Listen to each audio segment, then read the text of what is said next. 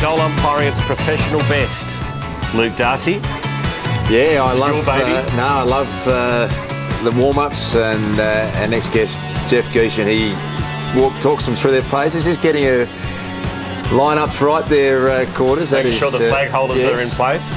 Checking the flags, and yep, that's where you got to stand. What was it? Good. What's going on there, Giesch? Perfect preparation. Welcome, Jeff. How are you? I'm good, thanks for coming on. Thanks, Stephen. We're going to start with a wrap.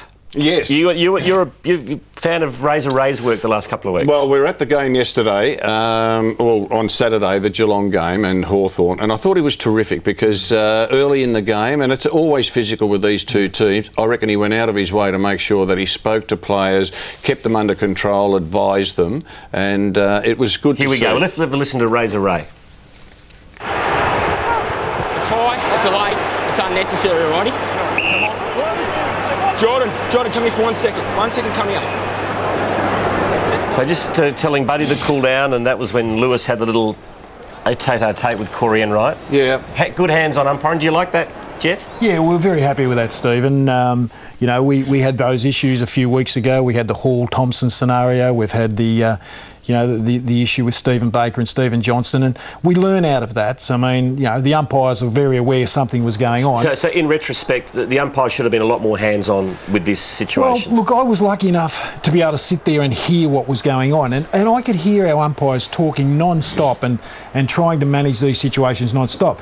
Interesting in these bits of footage that you see, there's no umpire within sight. These things happened well off the ball when the umpire had been there, turned his back and gone to focus on other passages of play. So it was very unfortunate that we didn't see it, but there's an expectation there that we do see those things, and we've just got to work harder. And obviously we learned from it, and over the last couple of weeks we've put into place some things that hopefully, you know, will help us see these things in the future. Okay, you're talking about putting some things into play following the Stephen Baker incident, and I think all of us thought, and look, you can't have eyes where you don't see things, so we understand that, but all of us in the footy world were saying, well, wait for round 15. The umpires won't make a blue here.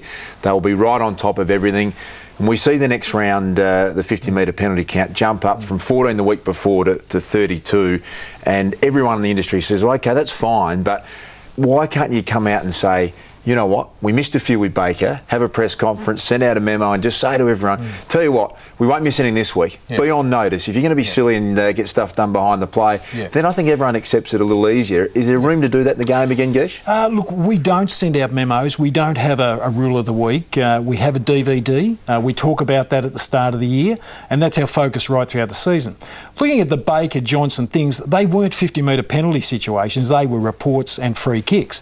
The following week, the Brisbane-Carlton game, they were just basic 50-metre things, and, you know, players running over the mark, players kicking the ball away after an opponent had got a free kick, abusing the umpire, cribbing on the mark, you know, a whole range of things. So that's different to free kicks and reportable offences. So we certainly had no focus, Luke. It seems, though, that you're really a lot more strict that week. And we're going to grab Joe Watson, and he basically, this was on 1 week at a time last week, he thought, even he as a player, thought that some message must have got out.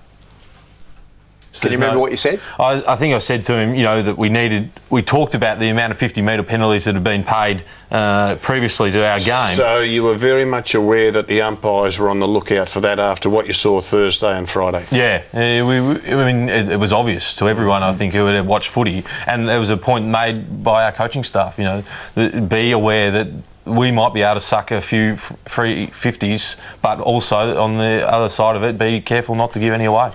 So, and again, I know the Baker stuff's separate to that, but everyone else in the industry, Giesch, is saying that this is going to be the case. Are we all imagining something, or is there a perception that's wrong? Well, all I can say about it is there was 10 applied in the Brisbane-Carlton game. The whole 10 were correct. I mean, we went back, drilled into them all, and looked at them in total. The 10 of them were correct. So I guess the question you've got to ask is, which one don't you want us to pay? Which ones do we just let go? I suppose the question I want to ask, here are some of them, and we'll go through a few of them, but just quickly as we watch that, you're saying that you don't focus on something from 1 week to the next. You don't have a review and say to your umpires, you know what, the game's evolved since our DVD 16 rounds ago. You're saying that there's no message that goes to them to look at something different the next week?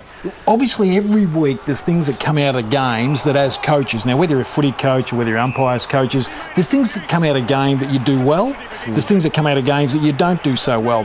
So we show vision, we show things that happen in games, and we expect the umpires to revert back to the DVD, look at the things we've spoken about all year and apply that consistently. What about these, Jeff? Hodge, I reckon he's remonstrated saying the player ducked his head. What about this one here, the Buddy Franklin one? I thought this was a bad call. Yeah, look, this is an interesting one, Rob, because you can see Grant moving around off his mark. In a perfect world, we would have liked our umpire to call play on immediately.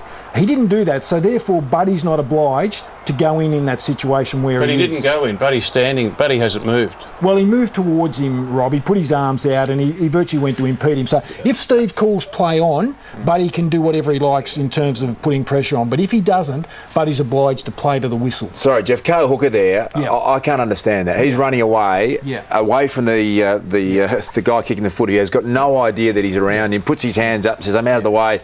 That, in round 14, to me, doesn't get paid. In round 15, for some reason, it does. Well, they're expected to be paid. But you look at that one there. The law is quite simple. There's a 5 metre protected area each side of the player with the ball and 5 metres behind him. Now, Hooker's not in a position to do anything. He actually tries to avoid any contact. But the mere fact that he's in there and he's very close, he has 2 obligations. What he can do is run and stand the mark immediately, and that's no issue, or clear out of the area as quickly as he could. The fact that he was behind him a couple of metres with his hands up is virtually in that player's space, even though, you know, he wasn't looking at him. He might have backed into him. He's in that protected area, Luke, and he's not obliged to be there. Have you spoken to Matthew Knights yet? Yes, I have spoken to Matthew. How did it go? There were 7 50-metre penalties that ended up in goals. I was there, and I reckon a lot of them were well and truly justified by the umpire. Look, Rob, we went through each of them. With Matthew? With Matthew today. We spoke about each of them. Were all of them correct calls? Yes, they were all correct. And look, you know, some of them, you know, you could argue that, you know, the player wasn't aware or what have you. But in this one here, marks taken, late contact, protect the ball player, 50 metres. In this one here, not in the marking contest, drags him to ground, 50 metres. No argument. No argument? Yep. So yes, they were all there. This one here, player runs over the mark, went over by a couple of metres. We need to pay that. So look, we've just got to be consistent with that. We spoke about the start of the year. We spoke to all the clubs about it. They're aware of it. Players have just got to remain diligent themselves, and our umpires have got to remain consistent. This one's a little bit like the Franklin one, where Green's starting to hedge around. The player had gone over the mark. He's not entitled to go over the mark and go towards him until the umpire calls play on. Jeff, going back to revisit the point again, okay, so all these are correct and we accept that, but as you're saying, what we want to do is obviously achieve consistency. If you feel as though the umpires have lapsed on the 50-metre penalty and you're saying, you know what, we're letting that creep back in again because it's all interpretation, you go and speak to the umpires and say, hey, we're letting this get out of control. Again, why can't the football public be told of that and express that and say, you know what, after round 15 or round 16 or in round 18, especially as we head into the finals, we're going to focus on something else. Can we hear that? Yeah, look, Luke, we think if we come out publicly and say we're going to do this and that, if it's not a major focus, and we don't have major focuses, what we have is we want to apply the DVD consistently right throughout the year. So we're not into sending out memos and things like that because we don't change from week to week. We try to have a consistent approach every week throughout the season. And just quickly before we go to break, Jeff, did you have a problem with what Matthew Knights did staring at the umpires at three-quarter time? Look, what Matthew did isn't a good look. I don't think, you know, that he was... Did you tell him that? Yeah, I did. I said, look, probably understand, because he said to me, I wasn't trying to intimidate. I wasn't trying to, you know, show bad sportsmanship. I was just wanting to sort of indicate something. I said, Matthew, look, I understand that. I've been in your shoes. I know you get frustrated, and I understand you might be trying to communicate. But I said it's the look that it gives lower grades. I mean, we just can't have AFL coaches behaving that sort of fashion whereby it'll be mimicked by coaches down the grades. Every week we have situations all over Australia where coaches or players or spectators abuse our umpires, and for that reason we have 1 in 4 umpires drop out after 1 year. There's a terrific fallout rate, and a lot of it's to do with this game day environment and behaviour towards them by the people, whether that be coaches, players, the public and what have you. So we've got to protect that. We need more umpires. The game's growing, we're getting more and more players, more and more participants all the time, but we've got a fallout rate with umpires, and we've got to make sure the environment is a good environment to want to be involved in. Fair enough. We've got to go to a break, and Tiger Matty White had a very tough night. He got caught in the goal score. It was a little bit embarrassing. He finally nailed one after that and then copped some serious friendly fire from Titch Edwards. Talk about unlucky. You got to watch out for Titch. Here he is. Matty White puts it through and they go the high five. And Titch puts his finger in his eye and caused a lot of damage, actually. His eye was closed yesterday completely.